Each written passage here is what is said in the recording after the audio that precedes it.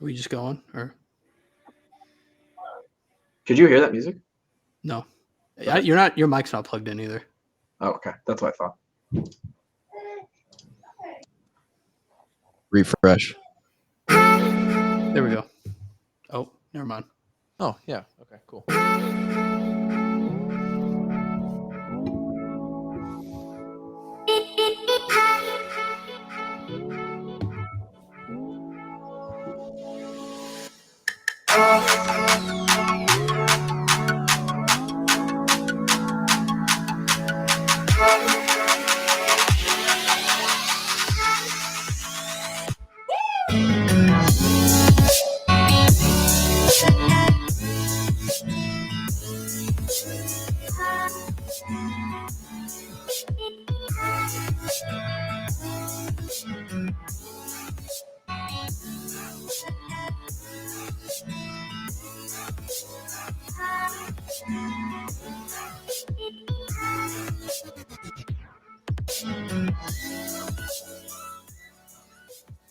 Welcome into the Wash Up Walk-Ons podcast. We're back for another episode, the final episode of 2023. We got rid of Drake. Podcast upgraded. The NIL. Got rid of might be a stretch. Yeah, you're right. We didn't get rid of them. The transfer portal is just out of control in conjunction with NIL. College football is completely different from 10 years ago when Kevin and I entered the scene. 10 and a half now. It's a wild world out there. What'd you say? 10 and a half years now. Yeah. How do you feel at 29? I feel great. Yeah. I actually feel phenomenal. You know, I had a kind of a rough stretch there last year and a half or so with some injuries, but I'm feeling really good now. You swimming these days? Oh yeah. Oh, yeah. Is that a once a week thing? Typically. I'm probably gonna do a triathlon next year, so I'm gonna ramp that up steadily over the next 6 to 7 months. But yeah, doing once a week, and it's going pretty well. I was gonna bring up that we should book the Ironman and just start training for it. Let's walk before we can run, and just do a triathlon first. You know, don't need to be putting ourselves out there for a 3-mile swim, not being able to do it, and then you just drown off the coast of Hawaii. Well, I don't think we're going to fucking Hawaii to do our first Ironman, but hey man, it's all or nothing. If you're not ready to compete against the best, what's the point of competing? It's true. Yeah, you're right. It's only 2.4 miles, I think. Yeah, I forget what it is. That's a lot of swimming, though. That's a lot of swimming. Yeah, it is. That's so much swimming, actually. It's a solid 90 minutes of swimming, I'm pretty sure. It's easier in the ocean, though, because the salt makes you a little bit more buoyant. It's true. It's true. But you also have waves and a current and that fun stuff. You don't have a black line on the bottom of the pool to make sure you're swimming straight either. Swimming. Yeah, it's that would be tough. You're probably right. We should probably do some some shorter triathlon distance stuff before we jump into that. I'm sure there's plenty of people who have done that stuff in the listening right now that will provide their advice. Didn't Garrett did the half one in Des Moines earlier this summer? Garrett Jansen. There was, I think Ironman did come to Des Moines this year. I think they did a half Ironman. Yeah. So 1.2, 72, and 13. I believe you're right. A good Ironman time is sub 10 hours. Is 10 hours. Pretty damn good. Yeah. It's elite. What are you doing for physical fitness these days, Grant? You getting it in back in Colorado there? You got a gym you go to? You go into the YMCA, the Anytime Fitness? No, I go to Allen Gym and Fitness here in the basement. So got a little bike I like to ride. I've just been doing a series of really bad, unmotivated workouts lately. It's hard right now. When also my diet is eggnog and cookies, basically the past few days. That's fine, man. Because between the 25th and the 1st, it don't count. Diet starts on Tuesday. That's what I heard. Is that in the Kluver fitness package? Just don't worry about anything this week. Yeah, because if you're going to start the challenge next week, why does this week matter? That's a great point. It's true. If you're going to be part of the challenge, yeah. I mean, let's be honest. If you really want to get into the weeds of it, somebody who is actually like signed up for like as a Tyler Kluver client, the advice that they get during this time of year is that more often than not, maintenance is progression, right? So what does that mean?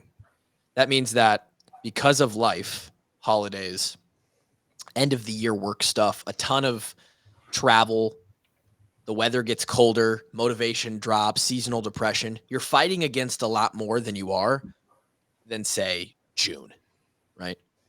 And if you're in it for the long haul, which I don't sign up clients that aren't in, like, they're with me for like 3-6 months minimum.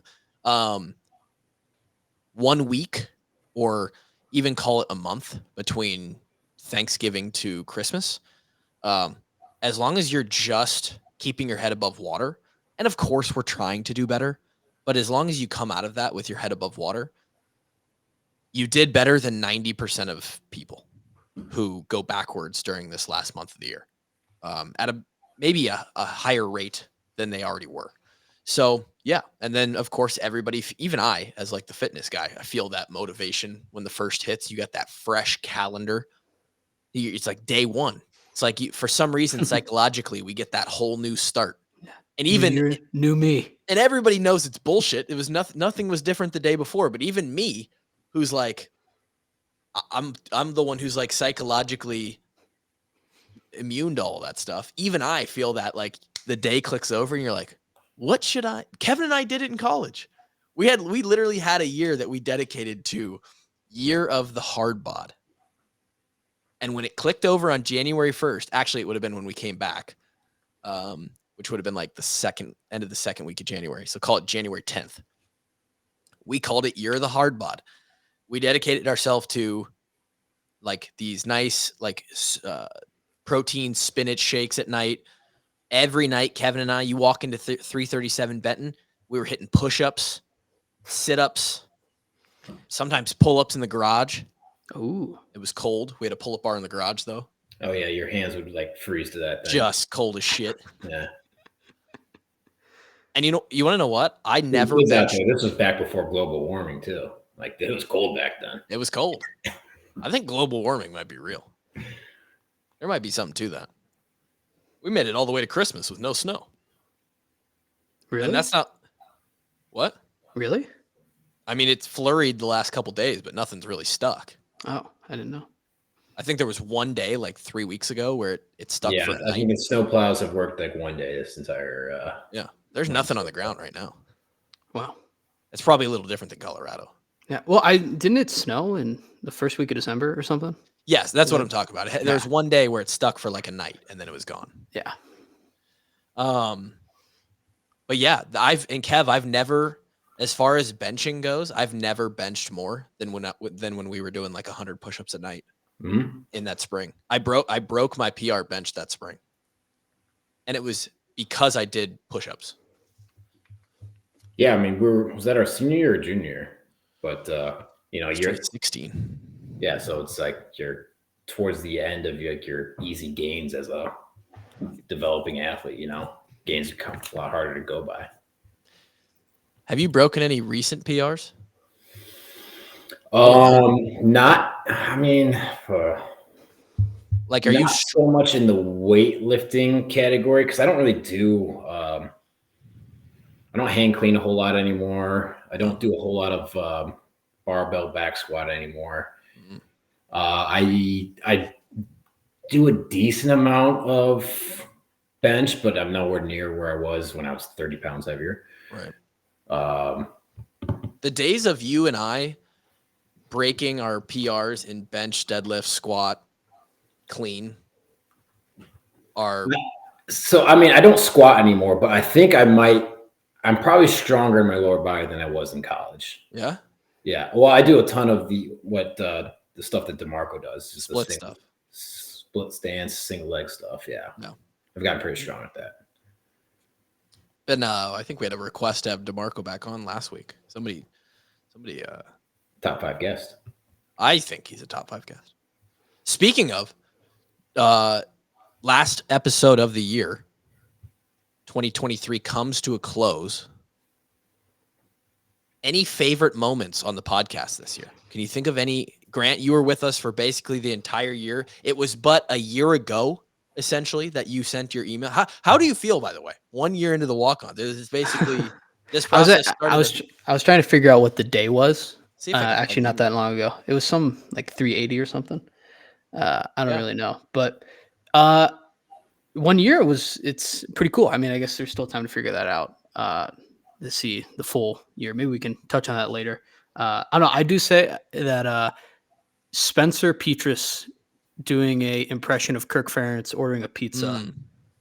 Total surprise too, was pretty awesome. And then obviously, I mean, Ted and you was like the top 5 moment of my life. So right, that's hard to not be on the top 5 walk-on moments for me in general. So there's definitely a lot of really cool things, but those two kind of jump off for most memorable. I mean, it's definitely the beer release for me. I don't think it's even a close second for myself. Damn, okay, yeah, that was pretty cool. Yeah, I forgot about that. We did a couple cool things this year. Yeah, how about it? It was a really cool year. Yeah. Beer release is definitely top 5. Tight and you definitely top 5. Yeah. I guess that whole experience goes into itself. Like you could have several different moments, like Bakhtiari just walking up to the practice field and just being like, "Hey, where are we starting out here today?" Like that's just so casual and funny. Like that's that moment in itself. I always thought it was funny where we were going around and George Kittle would introduce us to everyone.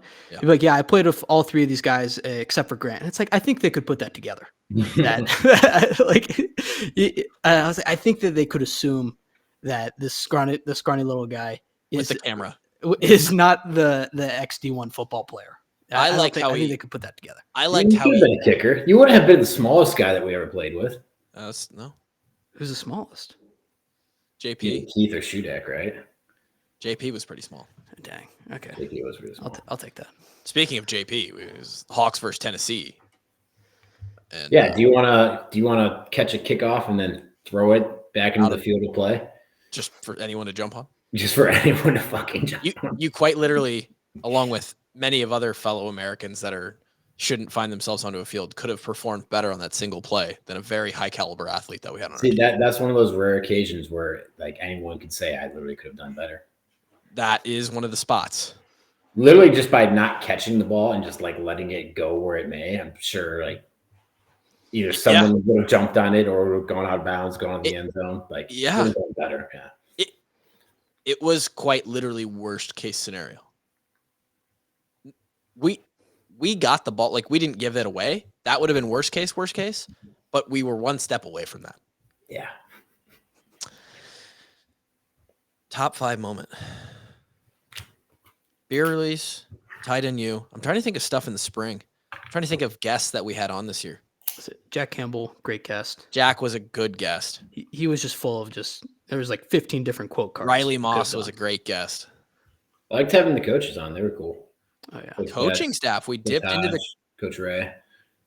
We dipped into the coaches this summer. That was cool. Yeah. Luca Garza. We got Luca on. Great guest. He actually over delivered. I didn't know what we got a bunch of time with him too. We got over an hour, I think. Yeah, that guy could talk. Yeah. Tristan Wirfs. T Daddy's always good. Awesome. Drake leaving the podcast. Top 5 moment. Again. Drake leaving the podcast for the 4th time in 5 years. We had our 5-year anniversary as a show, as a brand. Shit. Oh, congrats, you guys. Will we make it another 5 years? Doubtful. I think there's plus money on that. Mm-hmm. At least as we are. What is it? I mean, yeah. I mean, the company will probably always exist just because of the T-shirt. Yeah. Of the merch. Like, there's no reason to get rid of it. But, yeah, as the podcast in its current form will probably not last another 5 years. It's so sad. Yeah, well, hey, man, we've been doing this for longer than we were actually Iowa Hawkeyes now. So put that in perspective. That's wild. You're right. We were technically only, yeah. We were out with Hawkeyes for 4 years, and I got there in June, so 7 months for myself. Yep. Yeah. It's just sad. It's just sad. Mm-hmm. I know that you, Kev. See, here's where I'm at, and Grant knows this because I pondered this in a DHT episode that I soloed a couple weeks ago. And whoever listened to DHT would know this. I am very curious to know where your fandom of the program goes when the current coaching staff does not look the same.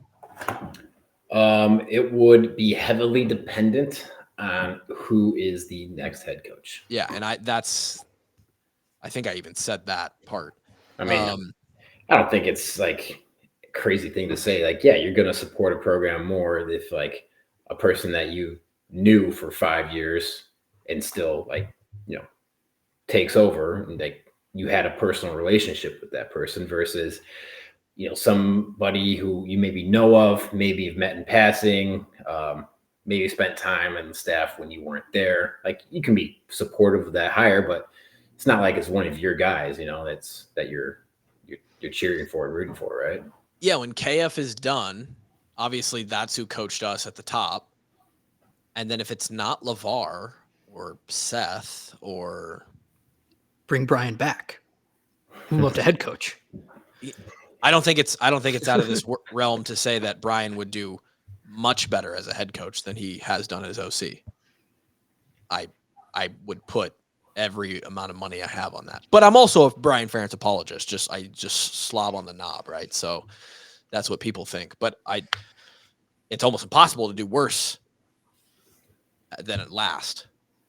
And Brian is a incredible motivator and people person inside the program. And I think that he as a head coach will succeed greatly one day somewhere. But yeah, you're right, Kev. My question is, Kevin currently has a level of care to stay connected to the podcast, to do the in-season, like, hey, we'll recap the games and we'll preview the games, right? Mm-hmm. The out-of-season stuff may fall into a different thing for you, because if we're still interviewing people that we know or people that we played with, you might still be interested in that stuff. No, yeah, I always enjoy talking to we have some really cool and interesting guests I love having conversations with, and when it's our friends, that's always fun, because we're getting old, everyone's got kids now, and it's honestly hard just to hash out an hour just to talk and catch up, Yeah. But at what point and what orientation of the coaching staff does Kevin go, I just don't care to hop on and do an hour about this anymore? If they hire Matt Campbell or Scott Frost, well, I don't think. All right, that's I've got no connection to this thing whatsoever anymore. I'll watch it on TV, and best of luck to the guys. I don't know how much more money the Hawkeye football program is going to get out of me. Yeah, I know. It's weird. Where does it go? There's two different spectrums, two different ends of the spectrum. If that would be a twist if Matt Campbell took over the Iowa. Well, I just make that joke because literally any open coaching job, that's the thing. Is like word is that Matt Campbell is interested. That one fake Twitter account always. Yeah. Sources say Matt Campbell will be accepting the job within hours. Yeah. Sources say Matt Campbell is the top target for the job. He is highly expected to. Which I guess made sense for about 3 years there. He took a pretty struggling Iowa State and he got him to be competitive. Yeah. He's never taken him over. He's plateaued as a program. Yeah. No, he won a Fiesta Bowl in a year no one could practice. It was pretty cool. Yeah, he beat a 3-4 Oregon team or something like that. And they really hang their hat on that. A lot. Yeah, I mean, why wouldn't you, right? I'm sure if we did, we would do the same. But 2020 as a year in general just does not count for anything. Yeah, I agree. In my book. I agree.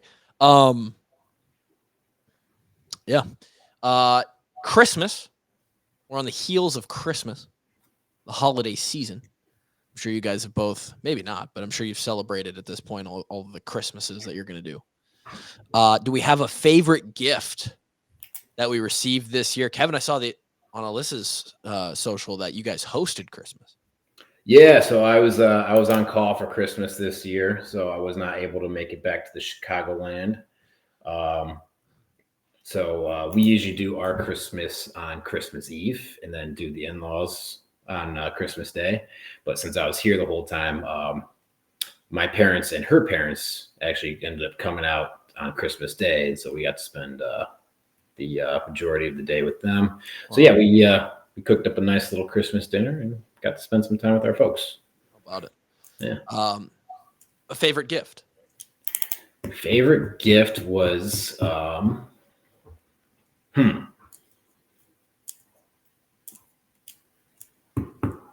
Gift of family.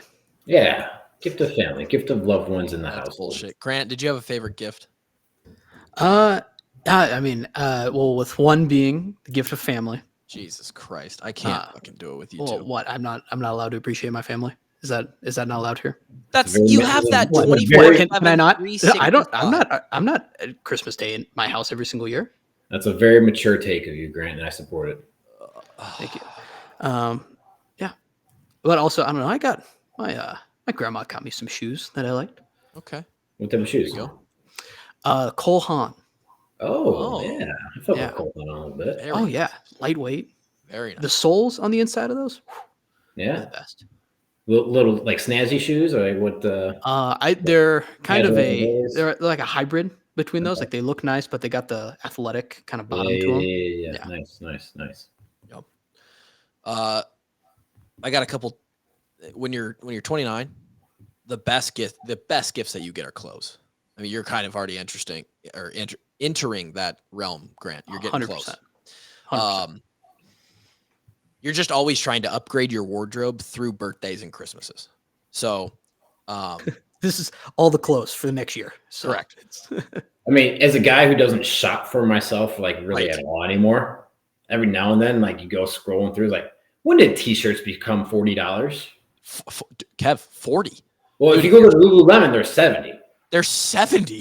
Dude, when the fuck did that happen? Dude, and you just pegged it right on the head, Kev. I got a Lulu shirt, just a nice, it's a whatever their material is. I mean, I love Lulu shirts. Alyssa will get me one every now and then, but you go there, I'm like, this is $69. Like, what the fuck? $68.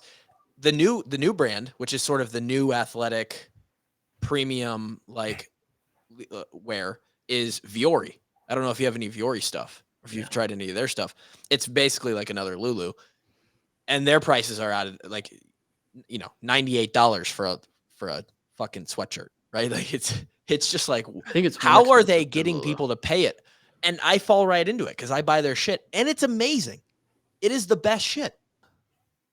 Nice plaid, long sleeve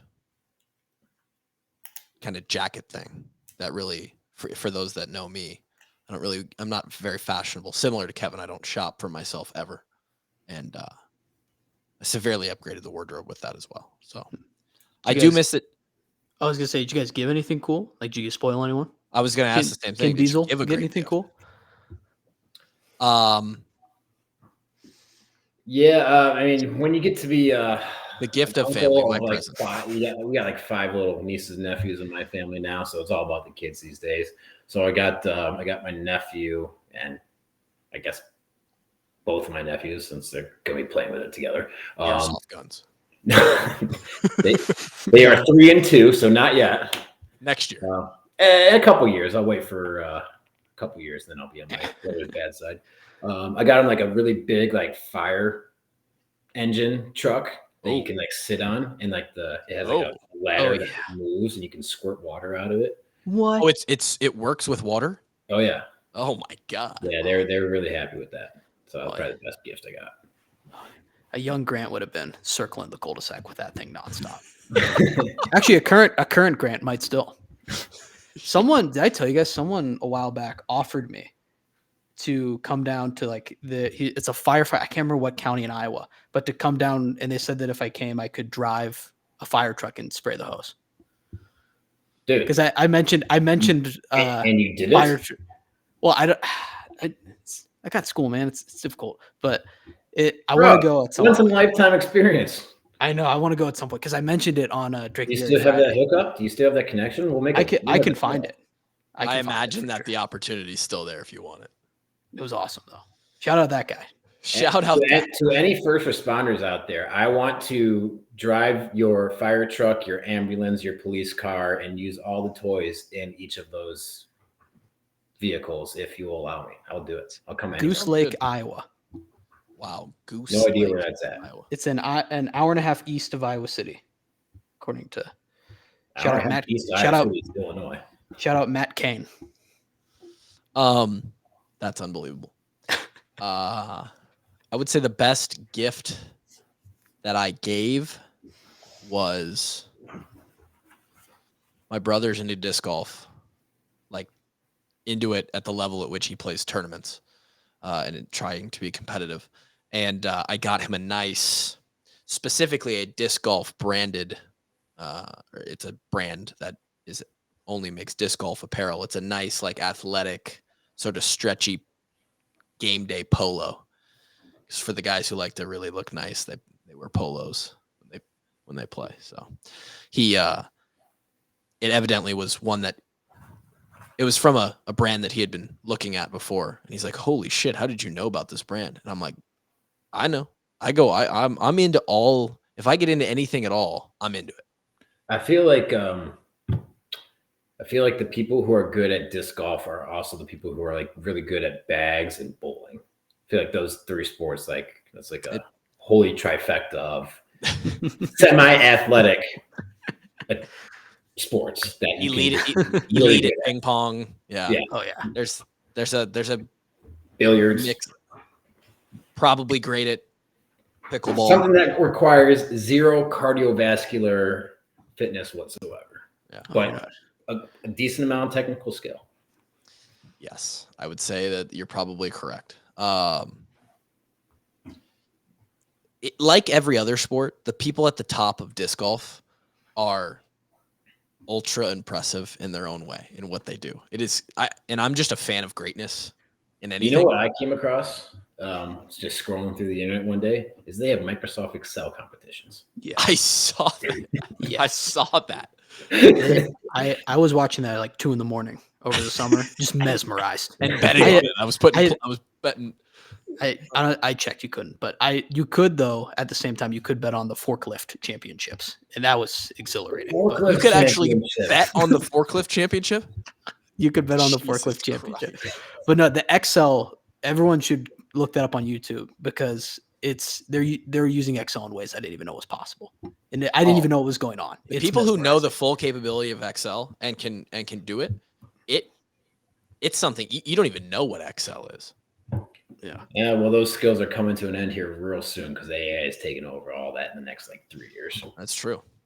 I mean, Microsoft already, I think, launched their. I don't know if they launched it, but they've introduced it. I think they call it Copilot.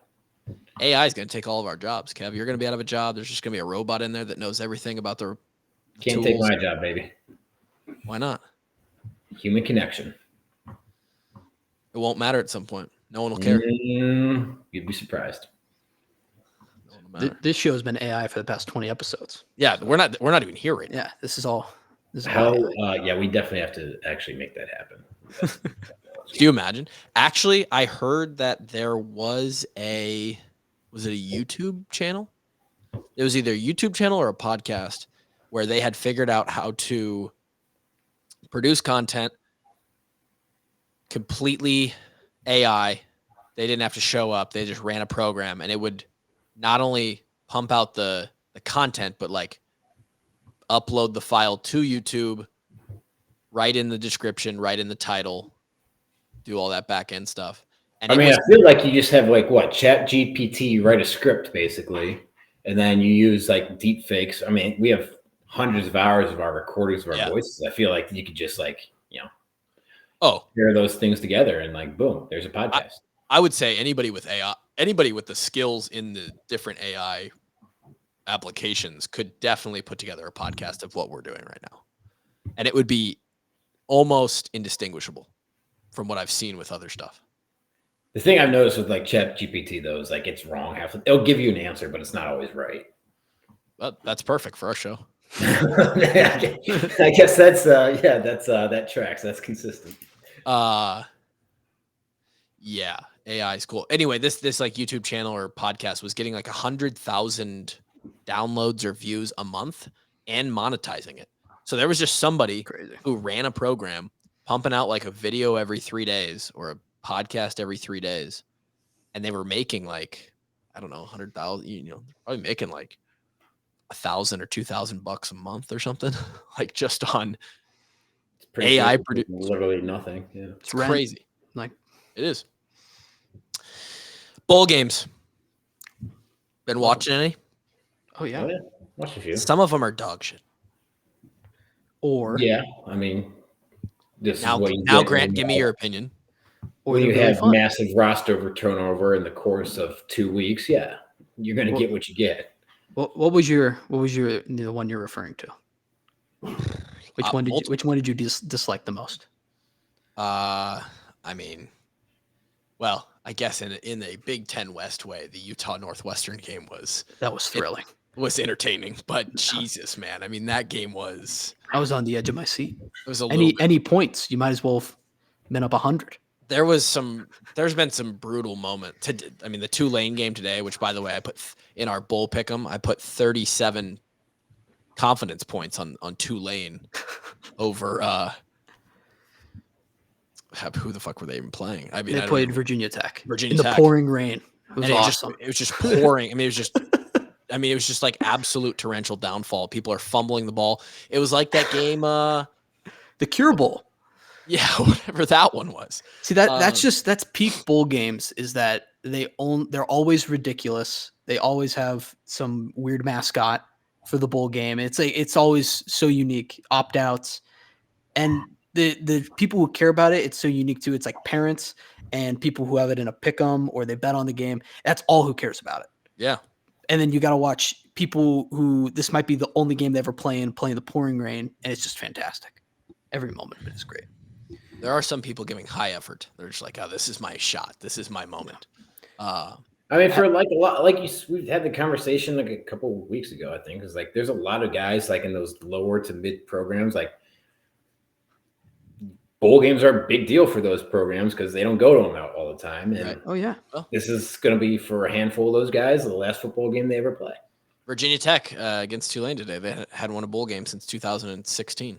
They were hyped. Who was it? Jacksonville State, first one ever. It's true. JMU. Crushed is an understatement. I do like Air Force. So if it had to be anyone, I'm happy Air Force won, but I'm crushed. As a JMU adjacent podcast, the end of the season really. That was a downer. That was a letdown there. I think JMU basketball is still undefeated though. Are they still undefeated? I think it's still undefeated. Wow. I'll double check, but it's incredible. Yes, you're 12-0. 12-0 JMU Dukes. They've always been D1 for basketball. It was just they were FCS before. Well, yeah, you know what I meant. Like they're eligible for the tournament.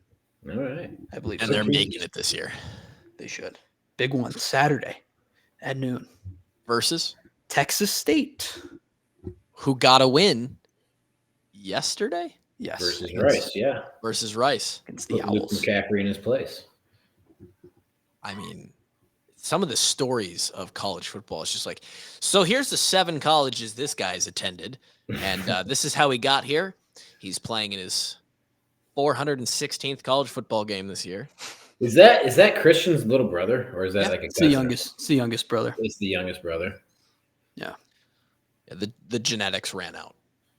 He was so like I remember when he was in high school. Though, he was. Right? Did he go Michigan to Nebraska? That's Dylan McCaffrey. Oh. He went Michigan, Northern Colorado, play for his father Ed McCaffrey.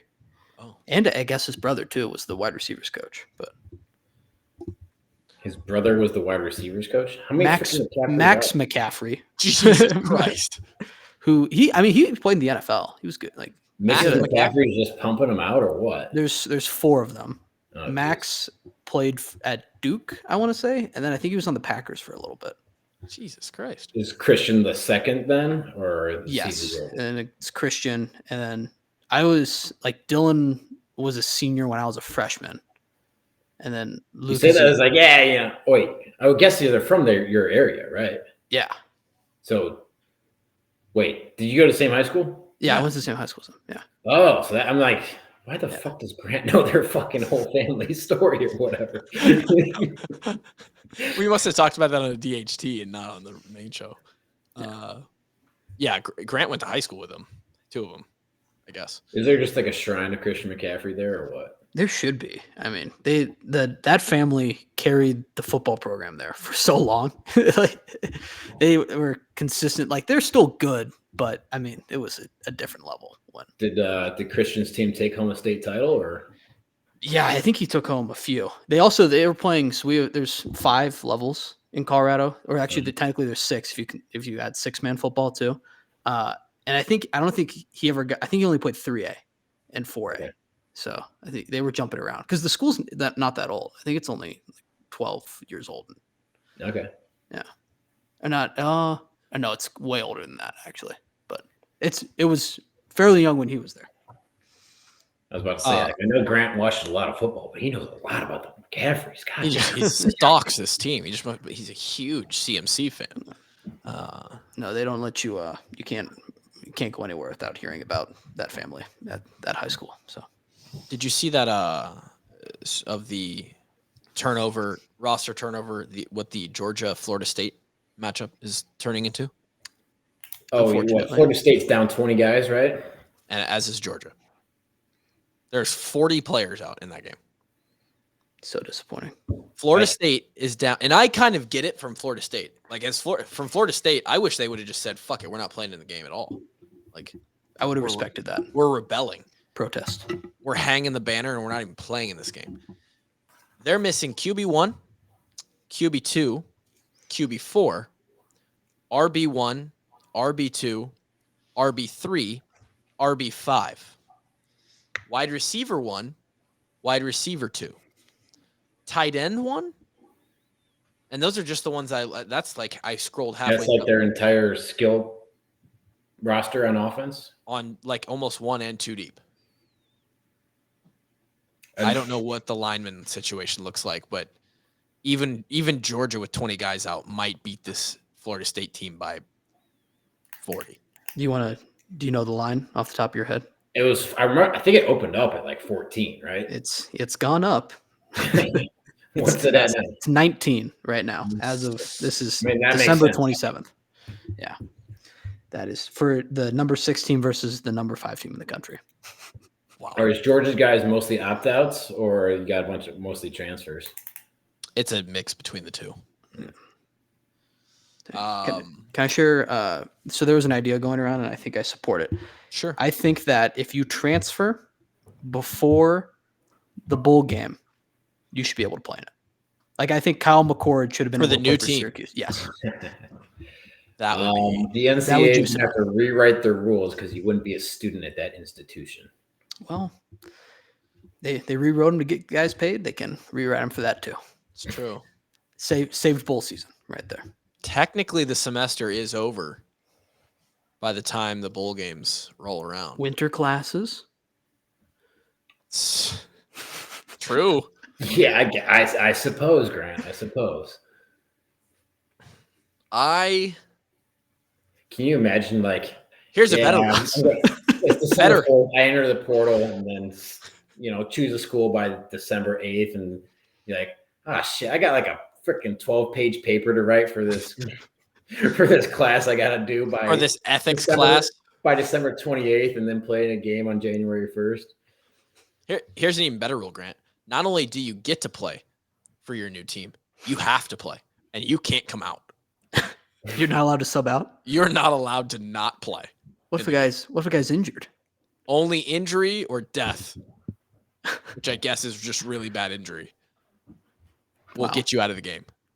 I thought it would have been fun. Like some of these games would have been totally ramped up. Like, oh shoot, we're back in.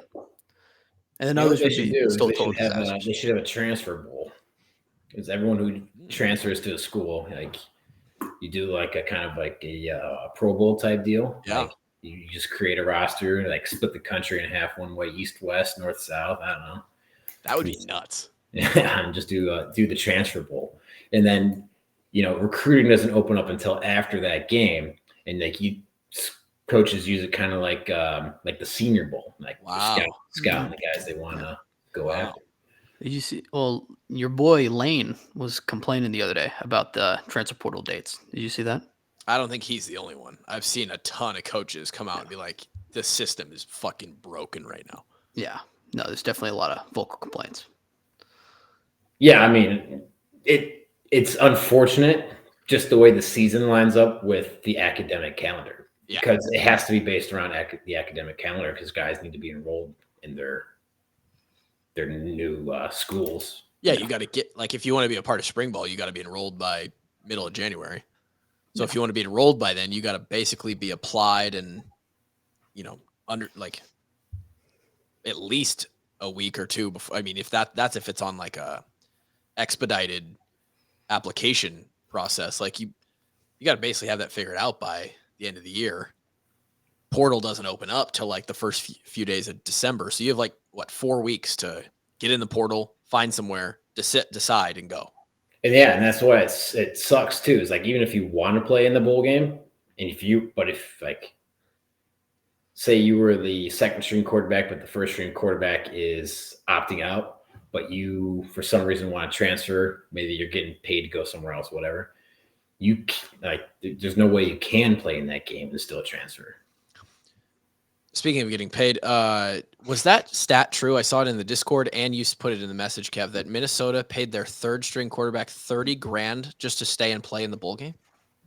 That was the rumor, yeah, because I think it's a pretty well. Like, I don't think it's like a rumor. It's like that's what they did. Because I think 1 and 2 both transferred, and this guy, he was like a senior, and he was just going to graduate and be like, I'm done. I'm getting married in January. I just want to go start my life. Like, he just didn't want to stick around for bowl prep and all that stuff. And they're like, we have no one else on our roster who can play quarterback. Please stay for another 3 weeks. And apparently they made it worth his time to do so. But he threw for 28 yards. He threw for 28 yards. Threw 26 yards, 8 for 16 for 26 yards. They paid him $1,100 per passing yard.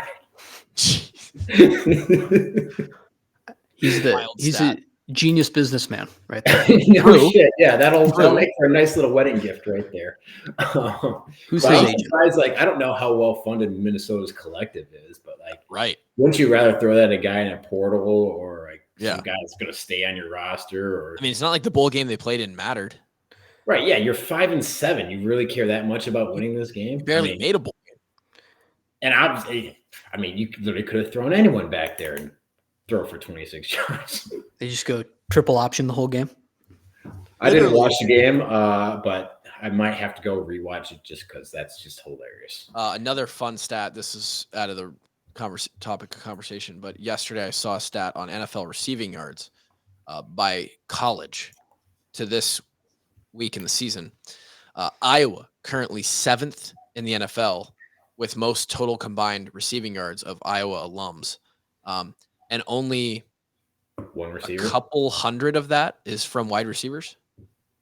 We have like Zamir. We have 6,000. Or we have wide receiver. We have 3,000. Yeah, Emir. Is that the only one? Does that count Charlie Jones too? If he was just here a year? I don't think so. Okay. He would count under Purdue. I'm pretty sure on that one. Brandon's still on practice squad, right? I believe so. Yeah. Just over 3,000 receiving yards total, or 3,600 or maybe, or something like that. And it's all from Hawk, who RIP to his knee, unfortunate injury there. Kittle and Laporta, who I think are 2, 3, and 4 for tight end receiving yards. And Noah has a good amount as well. Yeah, crazy. That's a great, like we're 7th in total receiving yards as a college, and we have 3 tight ends who are doing it. Wild. 3 really good tight ends. And Noah is really good too. Noah is really good. Speaking of Iowa guys, this is an Iowa football podcast. Spend the last 14 minutes on that. Jay Higgins is in the building. Staying in the building. And he's staying in the building.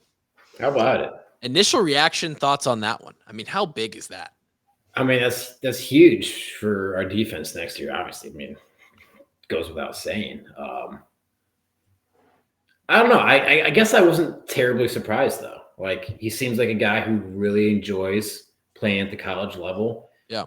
I think he wouldn't be a terribly high draft pick. No. He has room where he can improve his draft status. And I think, this is college football now where you can make a lot of money playing college football for a year. It's true. It's true. The Swarm was probably throwing him a decent chunk to stay. Make him an offer he can't refuse. I mean, it makes sense, right? You're going to get a lot more return on that investment than throwing it on some 18-year-old kid who can commit for a year and who knows how long he's going to stay after that. It's true. It's true. So do you guys think this is big, though, for potentially convincing other guys to stick around? Like I saw Nick Jackson just got another year eligibility. And then also, I don't think, Castro can stay. Coop can stay. I don't know. It would, as a team-wise perspective, as like, hey, this guy's staying. Yeah, we're going to be better next year. Sure, I'll run it back. I don't know if like how big the money pot is, though. Yeah. Like, can we afford to keep all those guys around? Right, because you have to pay them NIL money because those guys are taking theoretically, you're not going to give those guys scholarships. I mean, Jay Higgins, say he signs a minimum contract in the NFL next year, he's making $750,000. Right. And Swarm's not paying him that kind of money. But there's scholarship distribution that has to be worked around here. And, all those guys that we want to come back, Coop, Schulte, Higgins, Jackson, Castro, they're all on scholarship, which means that tuition, books is paid for. So these guys have to come back. Not only do they have to do now a spring semester, they also have to do another fall semester. It's another year of school versus like Kevin and I, we were just done. Like we're done with classes right now. And they wouldn't have been asking us to come back anyway. They have to pay for books. They have to pay for tuition, and scholarship's not going to take care of that. So you have to take care of that, and then you have to go on top of it. And, what if it's 100 G's?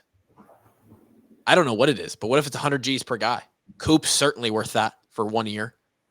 Minimum. Higgins is worth way more than that. Higgins Coop, we're talking about first, second round draft pick. I understand. So like $100,000 is pennies on the dollar. Swarm is Swarm to keep all those guys is probably looking at $1 million or something like that. Over the course of the next 12 months. Yeah. Yeah. So it's from the perspective of like, okay, he's investing in the team to come back and try to win a Big Ten title next year. He's like, yes, I can see the momentum of more guys buying. It doesn't hurt. Hanging around another year. Yeah, for sure. Especially, if you're like in the same class with those guys, like you came up with those guys, like those are your boys for sure. Yeah. And my initial reaction is to say it doesn't hurt whatsoever, but maybe it does. I mean, it's not going to hurt directly. Like Higgins coming back and them seeing that. I love the announcement, by the way. It wasn't some long thing like da-da-da-da-da, that being said, whatever. It was just, I've got more to prove. Just a picture of him and I've got more to prove. Just so Iowa, so perfect. But for the Swarm, every single one of those guys that comes back, again, we just talked about the value on that dollar face value. It's like fuck, we got to find more money. Because we're going to try and get all of them. But yeah, so I don't know. It's a little bit of a conundrum there. I think, man, if Coop comes back, the fan base will just, I mean, there will be some households that are fully tented all across Iowa if that happens. Oh, for sure. Mine being one of them. Yeah. Who knows, man? Who knows? It could happen. I mean, this defense was a top, 10 defense, top 5 defense, however you want to classify it. If they get all those guys to come back, I mean, God. Speaking of that defense, going to be taking on a backup quarterback in this bowl game coming up. This is technically the bowl game preview, by the way, because we're not doing an episode the night before the game. Like, you got big New Year's Eve plans? Well, for one, it's New Year's Eve. 2, it's going to be the morning of the game. No one's listening to it when the game's coming on, and and we'll do an episode the day after, and that'll come out like Wednesday next week, and that'll kick off the new year. But yeah, Milton decided he's not playing. I guess 1 week out from the game. Kind of a dick move on his part, but I'm here for it. They asked Schulte about it today in like the post-practice interview down in Orlando, and he's like, "Oh, we didn't even know that." Oh shit! We're gonna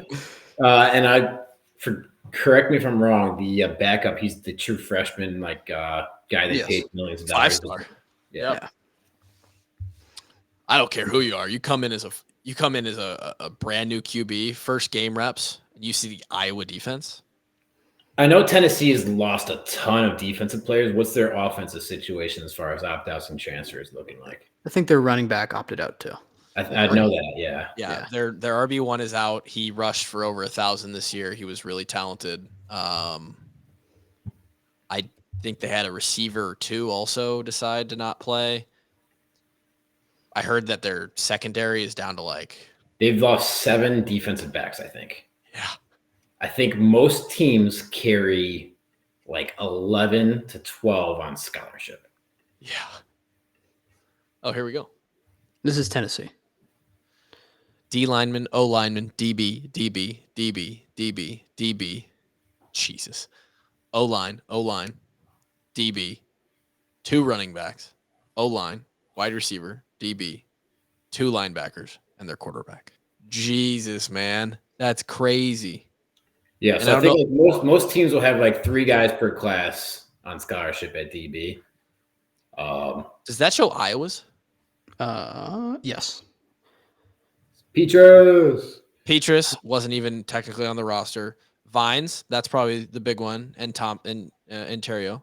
Labus, obviously, a backup QB. Our injuries that we've had for the last months, yeah.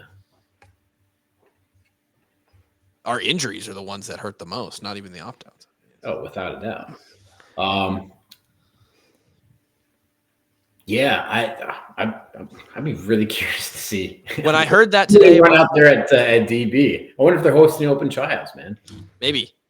Hey, if you're, because you can get away with moving DBs down to linebacker. It's a little bit easier of a transition. Going up. It's hard to find guys on your roster that can move to defensive back. Yeah. You can try a couple wide receivers or a running back here or there. Probably not going to work out, though. Wow. That is what did they spray paint Cheez-It on Rusty Feth's beard or on his head? Yeah, I think that's the back of his head. But his head? Yeah, I do believe so. I don't know what kind of paint they used, but I just wanted to share that. Yeah, the hospitality room. So what you're seeing there is it came out yesterday on social media. Must have been the first day they got down there. So they get about a week down there. And at the team hotel, they take one of those conference rooms and they just fill it with table games and arcade games and PlayStations and some video Xboxes and whatever, all the things, because place for guys to hang out. Because while you're down there, sure, you get a little bit of time on those first few days to like. You might get like 1.5 days to go explore the city. You can go out like $6 or 6 p.m. and you get some per diem money to go spend and hang out, but you're basically in the hotel for a lot of it, and so they try to create a place that's fun for the guys. Nobody's heads got spray painted though when we were there, I don't believe. No. I think was the Rose Bowl the only place that did haircuts for us, or did? I think that's the only one I remember doing haircuts. Rose Bowl was fun. I mean, Lowry's. Yeah. Fuck yeah. Fuck. No, fuck yeah. The Beef Bowl was definitely the best part of that experience. So they'll be down there. Overall, Tampa was better than LA. Yeah.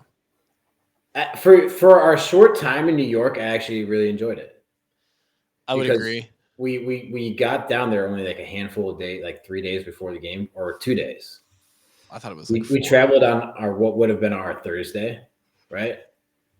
Which was our off day. Something like that, yeah. And so we had that entire night to ourselves. No, we went to the play. You guys went to a Broadway show? We went to a Broadway show, yeah. We saw the Rockettes. They took all of you guys to the Rockettes? Yeah, half the guys were sleeping, but yeah. The Rockettes. Like you're telling me Drake Kulik went to the Rockettes? Drake Kulik was at the Rockettes. So was the rest of the Iowa Hawkeyes. Tyler Kluver was not at the Rockettes. Was that something you could opt out of? I don't think so, because there's dudes cashed out that would have definitely chosen not to have gone. Just dead asleep front row at the Rockettes. I'm pretty good at remembering what we did on the bowl games. Radio City? Yeah. Did we go to the Rockettes, dude? You don't remember the dancing Santas and all that shit? You see like not even one little bit. You see like 45 women all the same height dancing? Yep. There is. I mean, it was Christmas time, so it was obviously Christmas themed. I have a cousin who's like ultimate goal is to be a Rockette. That's hilarious. I had no idea. I was the one that got concussed that trip, man. How do you not remember this? I want to say that we went, and then maybe like some guys like just I don't know. I don't remember the Rockettes even a little bit, Kev. And I'm not even saying you're wrong. I believe Radio City Music Hall or whatever the hell it is when we saw the Rockettes. You only went to one of the most famous music venues in the world and saw one of the most famous acts in the world and don't remember it. I don't remember. Maybe you're one of those guys that was just cashed out the entire Could have been. Might have slept. Dude, I don't remember. Shoot. I thought we were seeing Penn and Teller. I didn't know the Rockettes were there. But no, I mean, I'm obviously not a big play guy, but I thought that was cool. You know, it's like you said, it's like one of the famous places in the world and one of the famous things to do in New York City. And then we went to the 9/11 Memorial, which is pretty cool to see. I remember that. I fully remember that. Man, weren't asleep during that one. You're just... No. The 9/11 Memorial was very, very cool in the way that it can be cool. It's especially cool when they've got the place like it opens at like 10 a.m. and they took us at like 9. And so we had the place to ourselves, like up on that top floor where you look out, you take the elevator all the way to the top. It was just the Hawkeyes and our team. Well, and it was the cool thing about the Pinstripe Bowl is it's run by like the Yankees organization, like the people for the Yankees front office, like our loans, like kind of run the bowl. And obviously they are a first class program. They got a lot of money. New York City, yeah. When I saw Milton was out, by the way, I put some extra money on the Hawks. Plus 6.5 still, right? The line didn't change from what I could. Well, I think it opened at 8. So. Did it? It was plus 6.5. Hawks plus 6.5 last I checked. Well, I mean, you guys probably didn't have picks for tonight, but we could just kind of do them on a whim here. For some bowl games that are coming up, we could choose 3 if you want to. And it could just be one of these little like quick Kevin. You know, one of those. All right, sure. And, Oh God. Okay. what do we got coming up? We can just talk it out. Do you want me just? What do you want to talk? I guess you we're wanna not talk doing a New playoff, Year's Eve or- one. Yeah, we're Yeah. the playoffs were the same day as the Hawks. So only the college football playoff coming up. Nothing, Yeah. nothing By the big. time our next podcast comes out, those all of the bowl games will have been done except for the national championship. So, I guess I'll just give my. Oh, I mean, I think you can take. I think you can take Georgia minus 19 to the bank. I mean, wait. So we're doing picks right now. Sure. Okay. Yeah, so. All right. I gotta write the. Hold on. Okay. Give me Georgia, whatever. Let me pull up the old Betfred app. Betfred's title sponsor of the podcast. Download the Betfred Iowa app today. Shout out to them for being the title sponsor this season. Loved working with them.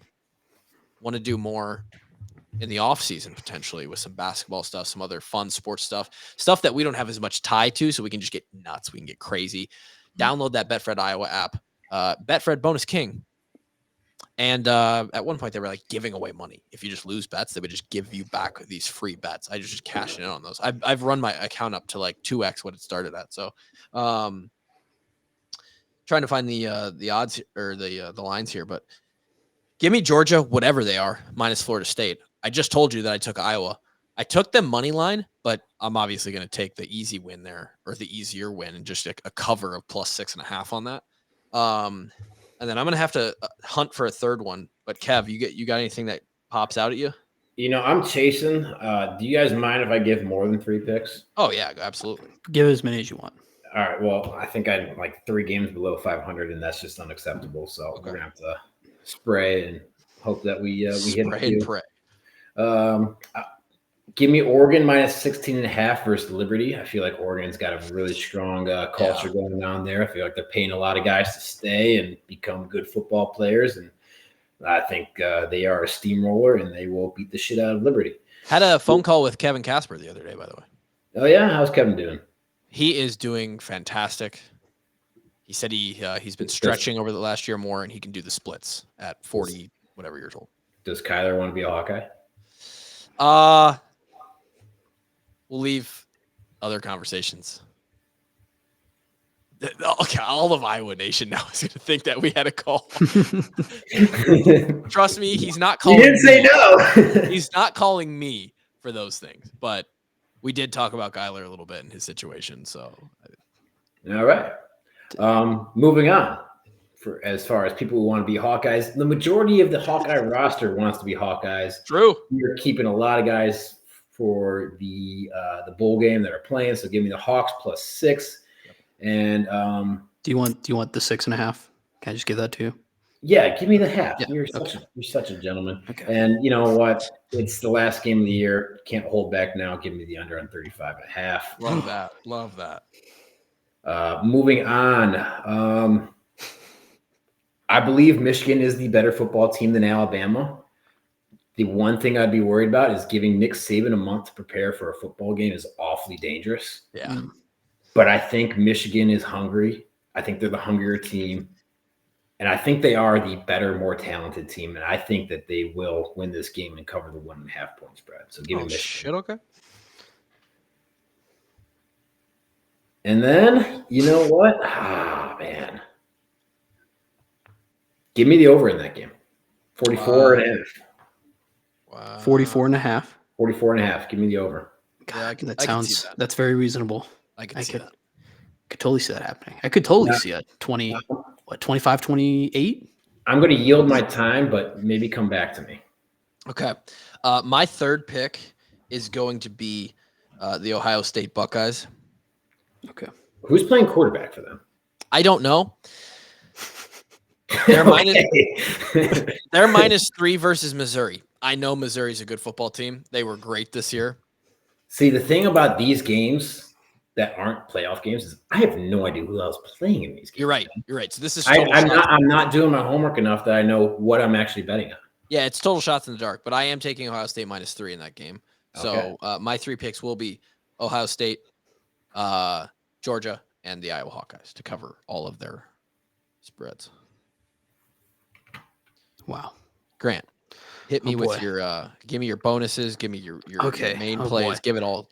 Oh my gosh, there's so much. I'm gonna take Rutgers -2. That's his first pick, Rutgers. Against Miami. I think Miami is frankly upset that they're at this game. I don't think they want to be there. I'm gonna take Rutgers -2, and I think that's home field advantage, man. They're at the Pinstripe Bowl. Rutgers is just across the river. Miami's got to come up to snowy New York. Yeah. Also, my mother did get me a Sopranos T-shirt for Christmas, so you gotta focus, gotta respect it. That was a sign from the gambling universe. Where was that in the best gift segment? Hey, Gary, in this segment, when you're done with your picks, I want you to go back and look up the Pinstripe Bowl records. I would be willing to bet that Big Ten has the far superior record in that game versus the ACC. Okay. And then I'm also going to take. I'll take Missouri +3. I think just Missouri. I don't think they have as many opt-outs. I'm gonna take Missouri. I like what they're doing, and then I will also take. Oh boy, this is getting contentious. I think I'm gonna take Toledo.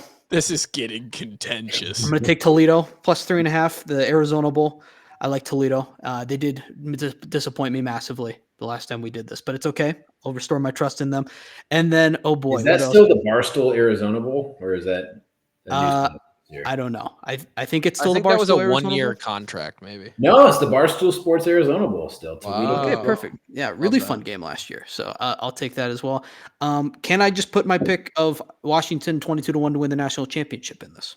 Sure. All right, we're just gonna remind of that one. I have Alabama 15-1 as well, but I also kind of agree. I think Michigan's gonna win. Is that so? I'm not gonna include that, but I'll say it. Yes, I'll just say it now. Yeah, you have to bet Michigan because you got the hedge the other way. I do, but I know. But what if I just double down? Like, what if I just double it on? You're a crazy man, and what if Washington? What if I just double down on Washington? I'm absolutely here for it. And then, oh boy, lastly, I just want to give out one more. Penn State. I think they're going to beat Ole Miss. I think Penn State's good. I would agree with that. And that's -4.5. I'm sorry. This was very impromptu, but I like those. Yeah, I really put you on the spot. Honestly, this is a lot more fun just being put on the spot like this. Give me under 48.5 in the Ohio State Mizzou game. Two good defenses there. Great pick. This is going to be fun to follow all these. I love your Oregon. I would have taken that myself too. It's good. It's a good pick. Hop on, baby. Hop on the train. Well, I'll do it then. All right, let's do it together. Oregon -6.5. I did. You want in on that? Yeah, let's do it as a pod pick. Okay. I love that pick. Yeah. I did want I had them in the Conference USA Championship against. Speaking of getting in on bets together, Kev, just a real quick. There's nobody more hype. Well, that's false, but I am extremely, extremely excited for Vegas, and that's all I'm gonna say. Oh, fuck yeah! It's gonna be a good time, booze. It's gonna be a good time. It'll be my first time in Vegas, and I'm very excited. We're gonna do it right. What was that under again? Sorry, Kevin. The Ohio State Mizzou game, 48.5. 48.5. Perfect. Thank you. You want to hop on that one too? You liked it. I do like it. I'll do it. All right. I'll do it. Good one. You got me. Real hard to convince me. Is there anything else that you two would like to tell the Walk-On Army, the listenership of the Walk-Ons, before the year 2023 ends? It's been a great 2023. Not always. Some ups and downs, but hey, we appreciate y'all. We wish you a happy new year and a blessed 2024. Grant? Couldn't have said it better myself. Love the Walk-On Army. Great year. Love everyone. Thank you for listening.